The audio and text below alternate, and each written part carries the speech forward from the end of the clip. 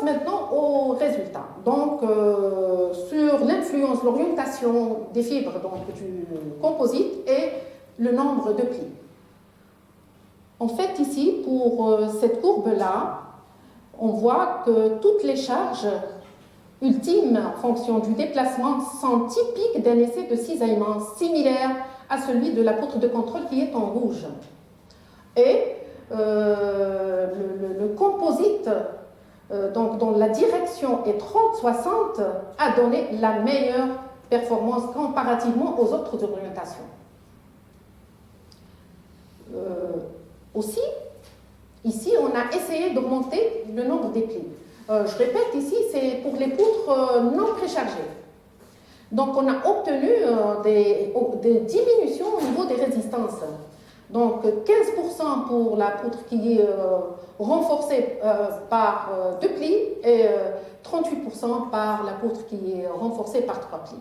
Ceci est dû au fait que la perte d'action du composite est due donc à son décollement au niveau des extrémités. On a obtenu des augmentations importantes au niveau donc, des déformations. Donc, surtout pour 2 plis, on a obtenu donc, une augmentation de 479%. Maintenant, on passe au comportement donc, des poutres préchargées cette fois-ci et qui sont réparées. Donc, la réparation par le composite en forme de U a donné en fait pour 2 plis et 3 plis des diminutions de 15% et de 19%. Donc le comportement est similaire à celui des poutres non préchargées. On a obtenu aussi donc des augmentations importantes au niveau des déformations pour la poutre qui est réparée par 2 plis. Donc une augmentation de 480%. Par contre, pour la poutre qui est réparée par 3 plis, donc pratiquement, il n'y a pas eu d'augmentation et ceci est dû au décollement du composite. Parce que l'épaisseur, donc on peut dire qu'au fur et à mesure que l'épaisseur augmente, donc il devient en quelque sorte moins efficace. Et par contre, pour la poutre qui est réparée donc, par la technique SCR, donc on a obtenu en fait une augmentation en résistance de 7% suivie de 26% en ductilité. Et pour ce qui est des modes de rupture, donc la poutre de contrôle donc, a subi une rupture donc, par cisaillement. On voit bien ici l'apparition des fissures diagonales. Et pour la poutre qui est renforcée par le composite en forme de E, le comportement est similaire à celui de la poutre de contrôle. Donc la rupture est par cisaillement, mais ici il y a le décollement du composite. Et par contre, pour la poutre qui est réparée par la technique SCR, aucun signe de décollement ni même apparition, même mineure, des fissures diagonales ne sont apparues. Donc on voit bien ici qu'il y a au contraire des petites fissures de flexion. Et donc qu'est-ce qu'on peut dire? On peut dire que cette technique a permis de modifier le mode de rupture par cisaillement fragile par une rupture ductile par flexion. Et donc notre objectif a été atteint. Par contre, la poutre qui est renforcée par le composite en forme de U, le composite n'a pas réellement changé son mode de rupture. Et maintenant, on passe au deuxième volet, la modélisation. En fait, les défis de la construction d'aujourd'hui demandent un gain de temps dans la construction et la conception, dans la réalisation et la conception des ouvrages. En effet, donc, le développement rapide des méthodes d'analyse numérique a fourni un outil puissant d'analyse non linéaire, et ceci à moindre coût. Donc, en fait, on a tenté de développer des modèles numériques qui reproduisent les principaux résultats obtenus de l'étude expérimentale. Donc, bien sûr, après avoir justifié les éléments types et tout ça, donc j'ai essayé de résumer ici, on passe au maillage donc, du béton, ensuite le maillage des armatures, ensuite le maillage du béton des armatures, et enfin le maillage du composite en forme de U. À la fin, c'est la poutre qui est renforcée par le composite en forme de U. Donc pour ce qui est des résultats, Donc la comparaison des résultats obtenus numériquement et expérimentalement a révélé donc que les poutres, les modèles prédits par éléments finis sont plus rigides que les poutres testées au laboratoire qui sont en continu. Donc ceci est dû en considération de la parfaite adhérence du composite avec le béton, comparativement avec l'expérimental.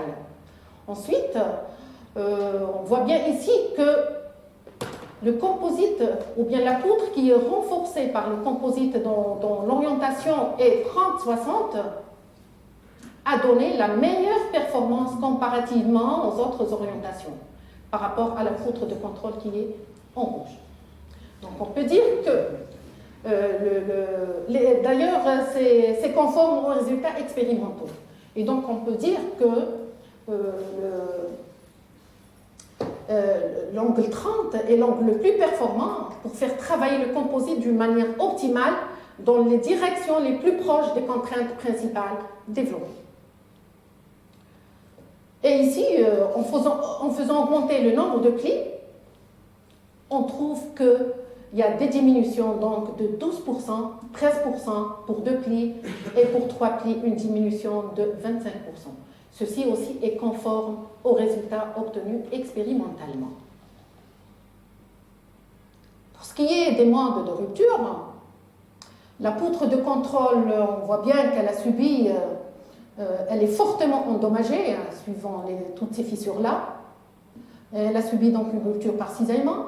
Pour la poutre qui est renforcée par composite en forme de U, même mode de rupture, c'est la rupture par cisaillement. Et les fissures, elles sont moins intenses ici comparativement avec la poutre de contrôle, et ceci est dû au fait que le composite a absorbé les efforts de cisaillement, mais il n'a pas réellement amélioré ce mode de rupture. La rupture, elle reste toujours en cisaillement. Comparativement avec la poutre de contrôle, vous voyez ici la contrainte, elle était de 9 mégapascales, donc la poutre renforcée, la contrainte a diminué jusqu'à 5 mégapascales. Et pour ici, donc j'ai essayé de présenter le développement, comment dirais-je,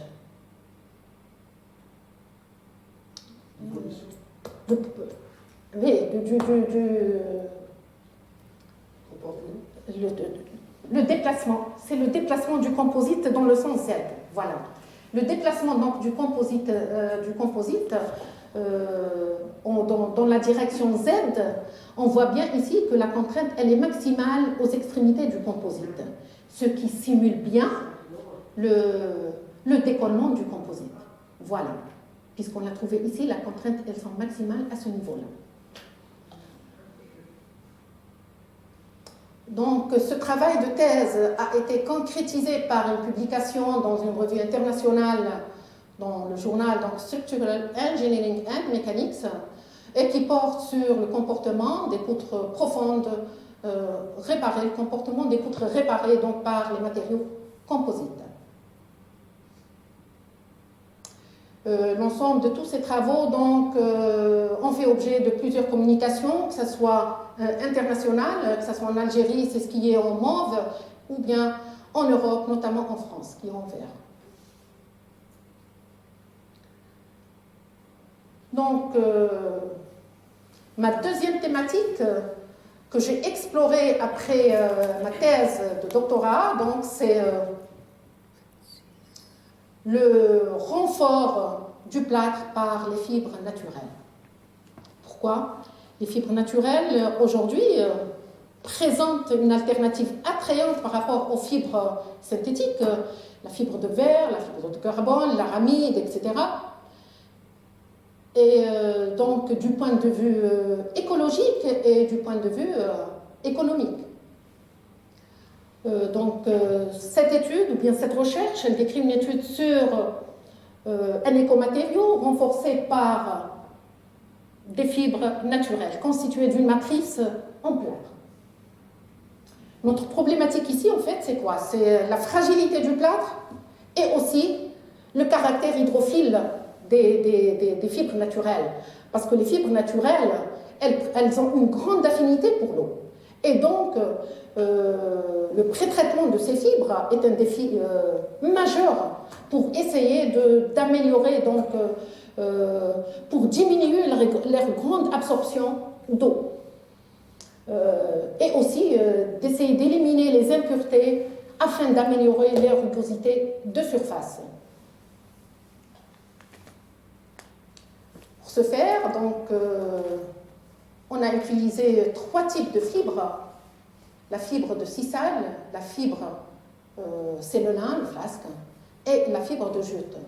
Donc ces fibres, elles sont pré-traitées avec une solution basique, une solution de NaOH, selon des concentrations différentes, donc 2 jusqu'à 4%, et selon aussi, les fibres ont des longueurs différentes. Et ensuite, on voit ici la préparation des spécimens qui seront utilisés pour les essais de flexion. Pour ce qui est des résultats, donc, on a examiné en premier lieu les propriétés en flexion, donc la résistance, le déplacement, le module d'élasticité longitudinale, pour les différents composites, plâtre avec sisal, plâtre avec le lin et le plâtre avec le jute. Donc ici, qu'est-ce qu'on peut dire? On peut dire que l'ajout des fibres, ça c'est le spécimen de contrôle, ce qui est en jaune là. Donc l'ajout des fibres naturelles a nettement amélioré les propriétés en flexion. Voilà. Et aussi que les spécimens renforcés avec des fibres non traitées, donc puisqu'ici c'est 0%, avec les spécimens non traités aussi, ils ont amélioré le comportement. Mais ici, on voit bien que le meilleur comportement ou les meilleures valeurs donc, ont été obtenues pour le composite renforcé avec la fibre de lin, ce qui est en rouge, c'est le lin. Avec la fibre de lin, dont la longueur est 20, et la fibre, elle est traitée à 2%, pour les différentes propriétés. Par contre, au-delà de 2%, donc pour une concentration de 4%, on voit des diminutions au niveau des propriétés. Donc, ce qui nous a motivé à faire une analyse statistique afin d'optimiser ces variables-là, la longueur des fibres et aussi le dosage en alcali. Voilà. On a donc obtenu une augmentation en résistance de 215%, en déplacement de 782% et en module d'élasticité longitudinale de 109%. Donc l'effet de ces variables a été évalué statistiquement en utilisant l'analyse de la variance LANOVA, donc dans le but de valider les résultats obtenus expérimentalement et aussi de trouver les modèles adéquats dans l'intervalle de confiance. On a pris 95%. Donc, j'ai essayé ici de montrer les résultats de l'RSM, de la méthodologie des surfaces. Et aussi, on a utilisé donc, la méthodologie des surfaces de réponse afin d'optimiser. Et donc, d'avoir, je dirais, d'avoir des informations fiables en un minimum de temps. Voilà. Donc, pour ce qui est des résultats, on a obtenu une bonne corrélation entre les valeurs prédites par l'RSM avec ceux obtenus expérimentalement, et ceci pour les différents composites, donc pour le sisal, le plâtre renforcé avec la fibre de sisal, le composite renforcé avec la fibre de lin et le composite renforcé avec la fibre de jute. Donc, on voit bien que les valeurs prédites décrivent de manière satisfaisante les résultats obtenus expérimentalement.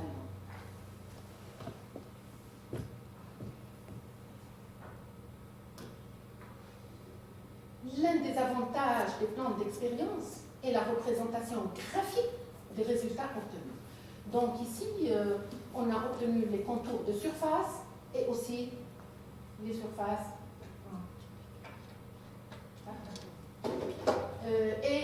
les surfaces en 3D. Donc on voit bien ici l'effet direct des variables. Regardez ici, donc au fur et à mesure que la longueur augmente, donc il y a des augmentations. Le rouge là, c'est le maximal. Et par contre, il y a ici pour la concentration, on voit bien ici, au-delà de 2, il y a des diminutions. D'ailleurs, on le voit très bien ici, donc en 3D. Donc vous voyez, au-delà de 2, il y a des diminutions au niveau de ces propriétés. Et on voit bien ici que la fibre de lin a donné les meilleures performances comparativement aux deux autres fibres. Donc on le voit clairement ici. C'est la fibre, donc le plâtre renforcé avec la fibre de lin. La deuxième, c'est le plâtre renforcé avec la fibre de jute. Et la troisième avec la fibre de sisal. Et ceci pour les différentes propriétés. Donc c'est ce qui nous a motivé d'optimiser, donc de faire une optimisation de ces variables. Donc la longueur et le dosage en alcali. Donc les principaux résultats obtenus donc, de l'optimisation ont montré que pour la fibre de sisal, pour une désirabilité de 94%, on a obtenu donc une longueur de 20 mm et une concentration de 2%. Pour le plâtre renforcé avec la fibre de lin, pour une désirabilité de 95%, on a obtenu donc la même chose, une longueur de 20 mm et une concentration donc pratiquement de 1,9. Et pour la fibre de sisal, de jute, pardon, la même chose, on a obtenu ici 19 mm et ici une concentration donc de 2%. Et ici, on voit bien que la fibre de lin a donné les meilleures performances. Vous voyez ici que la contrainte, c'est sigma ici, elle est de 4,13 comparativement avec la fibre de sisal qui est de 2,76 et la fibre de jute qui est de 3,57. Et la même chose pour les autres, hein, pour le déplacement et pour le module de Young.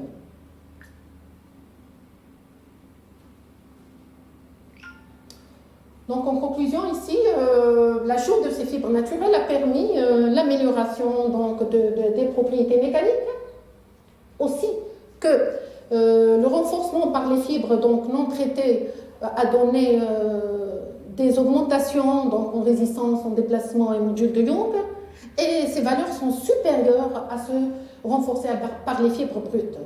On a vu ça tout à l'heure. Et la condition de processus optimal, donc bien sûr pour une résistance maximale, un déplacement maximal et un module de Young maximal, était donc de l'ordre de 20 mm pour la longueur et 2% pour la concentration. Les longueurs des fibres ont montré une plus grande signification par rapport à la variable du dosage en alcali sur la réponse du processus.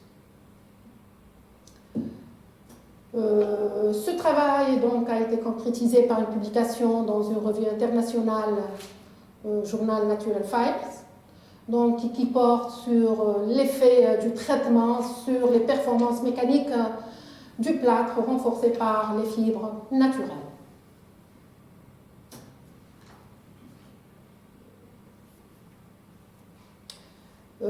Mais les activités de recherche aussi ont donné lieu à d'autres publications, donc publication dans un proceeding ici, le journal of Building Materials and Structure. Donc ici, c'est la réparation des poutres en cisaillement par matériaux composites en fibre de verre, sollicité donc sous chargement cyclique. Aussi, dans une publication dans laquelle j'apparais comme co-auteur, donc dans le journal Composite of Mechanic Materials, sur une étude statistique en flexion 3 points d'un polymère à base de poudre de marbre et du sable, avec une résine en polyester. Aussi, donc, dans laquelle j'apparais comme co-auteur, toujours dans le même journal Building Materials, sur les effets de l'ajout de la fibre de sisal, la fibre de verre, donc sur polymère, les bétons polymères. Une autre publication, donc le comportement des colonnes renforcées par les fibres de verre et la fibre de carbone. Donc pour ce qui est des recherches en postdoctoral, Donc, les thématiques s'articulent toujours autour des fibres naturelles, et donc, dans lesquelles j'ai collaboré avec d'autres universités. Et, donc, une publication parue dans le journal Advanced Manufacturing Technology. Donc ici, elle consiste à optimiser le facteur de délaminage d'un biocomposite en fibre de jute, donc lors d'un perçage. Aussi, une publication dans le journal Building and Engineering, et là, c'est donc sur l'amélioration des propriétés mécaniques du biocomposite, toujours le plâtre, mais cette fois-ci avec une nouvelle fibre, la fibre Washingtonia filifera, donc elle est connue sous le nom de palme désert dans le nord-est des USA. On la trouve partout de toutes les manières, et donc en utilisant la méthodologie des surfaces de réponse. Aussi, l'ensemble de ces travaux ont fait objet de communication internationale.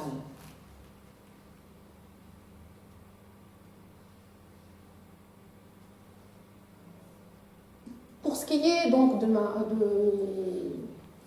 collaboration en projet donc de recherche, en matière de recherche, donc j'ai été attachée de recherche dans un projet en 2014 donc, qui porte sur l'étude du comportement et de l'endommagement des structures renforcées par des matériaux composites. Aussi, je fais partie donc d'un nouveau projet en tant qu'attaché de recherche sur l'étude, élaboration et caractérisation d'agrocomposites à renfort végétal aux différentes matrices.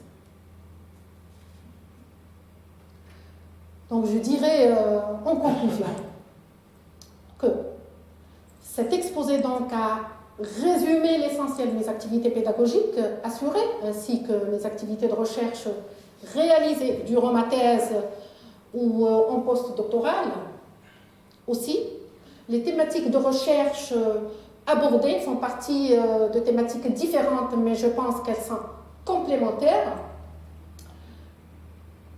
Plusieurs perspectives seront envisageables et je souhaiterais bien entendu, sur le plan pédagogique, pourquoi pas faire un polycopier de cours pour chaque module enseigné. Sur le plan scientifique, pour essayer de poursuivre et approfondir les travaux de recherche sur le renforcement des mortiers, notamment les mortiers cimentaires, les bétons polymères, et aussi offrir des informations relatives au comportement mécanique, propriétés physiques et la microstructure, bien sûr ici en collaboration avec d'autres labos de recherche. Essayer aussi d'examiner toutes les possibilités de traitement applicables aux fibres utilisées, par exemple la bicarbonate de sodium. Qu'est-ce qui se passe? Alors, la bicarbonate de sodium, pourquoi? Parce que la bicarbonate de sodium, elle est plus douce par rapport au NaOH. Et quand il y a des dosages qui sont un petit peu importants, ça dégrade la nature des fibres naturelles. Donc ici, il faut accorder beaucoup d'importance au traitement. Et participer à la conception des projets de recherche en tant que chef de projet.